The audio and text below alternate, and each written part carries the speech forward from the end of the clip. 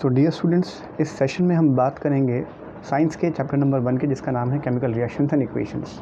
अब आप यहाँ पे देख सकते हैं कि मैंने सबसे पहले केमिकल रिएक्शन की डेफिनेशन लिखी हुई है, और उस डेफिनेशन में लिखा हुआ है कि जब एक केमिकल चेंज दिखता है तभी हम क्या बोलते हैं कि केमिकल रिएक्शन हो गया है। तो हमें यहाँ पे समझना होगा कि केमिकल चेंज बेसिकली होता क्या है। सो केमिकल चेंज को समझने के लिए फिजिकल चेंज को समझना बहुत ज़रूरी है। मान लीजिए मेरे पास एक पेपर है और मैं इस पेपर को फाड़ देता हूँ, तो अगर मैं इस पेपर को फाड़ दूंगा तो फाड़ने के बाद ये छोटा ज़रूर हो जाएगा, इसके टुकड़े हो जाएंगे, पर ये रहेगा तब भी पेपर ही। तो ये होता है फिजिकल चेंज। अब फिजिकल चेंज के बाद आप समझिए कि केमिकल चेंज क्या होता है। तो केमिकल चेंज क्या होगा, इसी पेपर को मैं अगर जला दूँ तो अब ये पेपर नहीं रहेगा, ये राख बन जाएगा। तो ये जो राख में बदल गया तो इसकी स्टेट चेंज हो गई यहाँ पर, ठीक है। तो इसको हम कहेंगे कि इसके अंदर क्या आ गया है, केमिकल चेंज आ गया, ठीक। तो इसको हम केमिकल चेंज कहते हैं, यानी पेपर का जलना एक केमिकल चेंज है। इसका मतलब क्या हो गया, वो एक केमिकल रिएक्शन भी है। एनसीईआरटी में सबसे पहले एक एक्टिविटी दी गई है जिसमें आपको बताया गया है कि आप एक मैग्नीशियम रिबन को लीजिए और उसे जला दीजिए। जब आप उसे जला देंगे तो उसको आप क्या देखते हैं कि वो एक राख में वो कन्वर्ट हो जाता है, ठीक है। तो यहाँ पे हुआ क्या, वो रिबन जो था वो राख में बदल गया। तो उसका हम क्या बोलेंगे कि रिजल्ट क्या आया, उसकी स्टेट चेंज हो गई। अब यहाँ पे केमिस्ट्री में स्टेट को असल में सॉलिड लिक्विड गैस वगैरह के फॉर्म में पढ़ाया जाता है, पर यहाँ पर आप इसका मतलब सॉलिड लिक्विड गैस लेने की बजाय लेंगे कि उसकी अवस्था बदल गई है। पहले वो रिबन था, अब वो राख है, ऐसे समझेंगे इस बात को। एक्टिविटी 2 में लेड नाइट्रेट को पोटेशियम आयोडाइड के साथ लिया गया है। इसमें जो रिजल्ट आएगा उसमें आप क्या देखेंगे कि जो सोल्यूशन है उसका कलर बदल जाता है, बेसिकली वो पीला हो जाता है। तो दूसरी चीज़ आप क्या देखते हैं कि जो चेंज आया है वो कलर के अंदर आ गया है। तो इसको भी वो क्या कहते हैं, केमिकल चेंज कहते हैं। चेंज इन स्टेट आना, ये भी केमिकल चेंज हो गया, क्योंकि जलाया है आपने उसको, स्टेट में चेंज आया। दूसरा, यहाँ पे कलर के अंदर चेंज आ जाता है, वो पीला हो जाता है, तो ये भी केमिकल चेंज हो गया। थर्ड एक्टिविटी में वो क्या करते हैं, जिंक के ग्रैन्यूल्स लेते हैं। जिंक ग्रैन्यूल्स मतलब जिंक के छोटे छोटे टुकड़े, सॉलिड टुकड़े, और उसके अंदर या तो डाइल्यूट HCl को मिला दीजिए, हाइड्रोक्लोरिक एसिड कहते हैं जिसे हम, या फिर आप डाइल्यूट H2SO4 को मिला दीजिए, जिसे हम सल्फ्यूरिक एसिड कहते हैं, ठीक है। तो उसमें आप क्या देखेंगे कि गैस निकल रही है। तो इवोल्यूशन ऑफ गैस, यानी गैस का निकलना भी क्या होता है, एक तरह का केमिकल चेंज बताया जाता है यहाँ पर, ठीक है।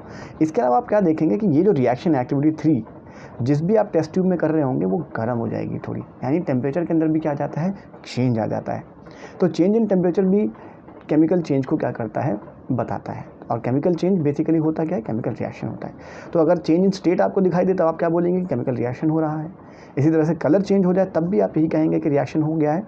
गैस का निकलना और टेम्परेचर का चेंज होना भी इसी बात को आपको पॉइंट आउट करेगा। तो ये 4 कैरेक्टरिस्टिक्स होती हैं केमिकल रिएक्शन को आइडेंटिफाई करने की। अब यहाँ पर ये जो हमने एक्सपेरिमेंट्स किए, जो एक्टिविटीज़ की हैं, इनको हमें क्या करना होता है, रिकॉर्ड करना होता है। तो रिकॉर्ड करने के लिए मैंने क्या किया, मैग्नीशियम रिबन को जलाया है। तो जब भी हम किसी चीज़ को जलाते हैं तो उसमें इंपॉर्टेंट फैक्टर होता है वो ऑक्सीजन होता है यहाँ पर, ठीक है। तो अगर मैं यहाँ पर इसको रिकॉर्ड करना चाहता हूँ तो मैं लिखूँगा इसको मैग्नीशियम प्लस ऑक्सीजन, और उसमें मुझे क्या मिल रहा है, मैग्नीशियम ऑक्साइड, जो कि एशेज़ होती हैं। तो बेसिकली इसमें जलने के बाद जो चीज़ आपके पास आती है वो मैग्नीशियम ऑक्साइड, वो एशेज़ जो होती है उसका फॉर्मूला क्या होता है, मैग्नीशियम ऑक्साइड होता है। अब मैं ये सारे वर्ड इस्तेमाल कर रहा हूँ, तो ऐसी इक्वेशन जो होगी इसे मैं कहूँगा वर्ड इक्वेशन। लेकिन ये काफ़ी लंबा तरीका है लिखने का, मुझे इसे शॉर्ट करना होगा, तो मैं यहाँ पे क्या करूँगा, मैग्नीशियम का सिंबल इस्तेमाल कर लेता हूँ। इसी तरह से ऑक्सीजन का सिंबल O होता है, पर क्योंकि मैं जला रहा हूँ चीज़ को तो O2 लिखूँगा वहाँ पर, और ये मैग्नीशियम ऑक्साइड में कन्वर्ट हो जाता है। अब यहाँ पर आप देख सकते हैं कि यहाँ पे नंबर ऑफ एटम जो लेफ्ट साइड पे हैं, यहाँ पे आप देख सकते हैं 1 मैग्नीशियम का एटम है और 2 ऑक्सीजन के एटम है। यहाँ पे आप देखिए मैग्नीशियम का आपको एटम तो 1 दिखाई दे रहा है, लेकिन ऑक्सीजन यहाँ पे 2 की जगह आपको 1 ही दिखाई दे रहा है। तो यहाँ पे कुछ number of atoms left side पे और राइट साइड पे बराबर नहीं है। तो ऐसी इक्वेशन जहाँ पे एटम्स बराबर नहीं होते लेफ़्ट और राइट साइड पे, उसे हम कहते हैं स्केलेटल इक्वेशन। और ऐसी इक्वेशन जो होती है वो बेसिकली एक नेचर का एक लॉ होता है जिसे हम लॉ ऑफ कंजर्वेशन ऑफ मास कहते हैं, उसको ये वायलेट कर रहा होता है। अब इस लॉ को सेटिस्फाई करना ज़रूरी होता है हमारे लिए। ऐसा क्यों है, आप इसे एक एग्जांपल से समझ सकते हैं। मान लीजिए आपके पास एक क्लोज्ड कंटेनर है, बंद कंटेनर है, जिसमें से कुछ बाहर नहीं जा सकता।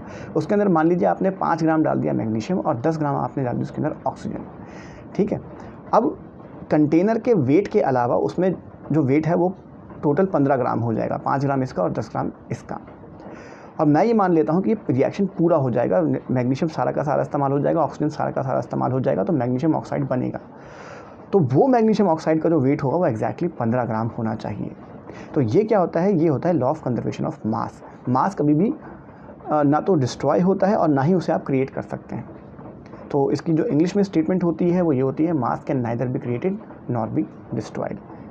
जबकि यहाँ पे जब मैं इस इक्वेशन को देखता हूँ तो मुझे दिखता है कि ऑक्सीजन कम है, यहाँ पे कुछ डिस्ट्रक्शन हो गया है, तो ऐसा पॉसिबल नहीं है। तो इसी वजह से स्केलेटल इक्वेशन को मुझे क्या करना पड़ता है, बैलेंस करना पड़ता है। और जब मैं इसे बैलेंस कर दूंगा तो जो भी इक्वेशन मेरे सामने आती है उसमें क्या कहता हूँ, बैलेंस्ड केमिकल इक्वेशन कहता हूँ यहाँ पर। ठीक है, अब ये बैलेंसिंग जो है इसको सीखने के लिए मैं नेक्स्ट सेशन में एक वीडियो बनाऊंगा और उस वीडियो को आप देखिए और आपको होपफुली पूरी की पूरी बात समझ में आ जाएगी। फिलहाल ये बैलेंसिंग है, यहाँ पर मैंने आपको दिखाया कि 2 मैग्नीशियम के एटम है और यहाँ पर भी आप देखिए MgO 2 बार आएगा, तो मैंने ऐसे 2 बार लिख के दिखा दिया है आपको यहाँ पे। तो आप देख सकते हैं Mg 2 बार आ गया, यहाँ पर मैग्नीशियम 2 बार आ गया। इसी तरह से ऑक्सीजन के 2 एटम है और यहाँ पर भी आपको ऑक्सीजन 2 बार दिखाई दे रहा है। तो इसको ऐसे नहीं लिखा जाएगा, इसको ऐसे ही लिखा जाएगा।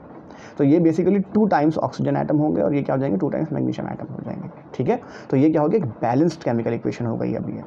और यहाँ पे लॉ ऑफ कंजर्वेशन ऑफ मास क्या हो गया, सेटिस्फाई हो गया। तो अगर वो आपसे पूछते हैं कि हमें किसी भी स्केलेटल इक्वेशन को बैलेंस करने की ज़रूरत क्यों होती है, तो आप कहेंगे to satisfy law of conservation of mass we need to balance the skeletal equation.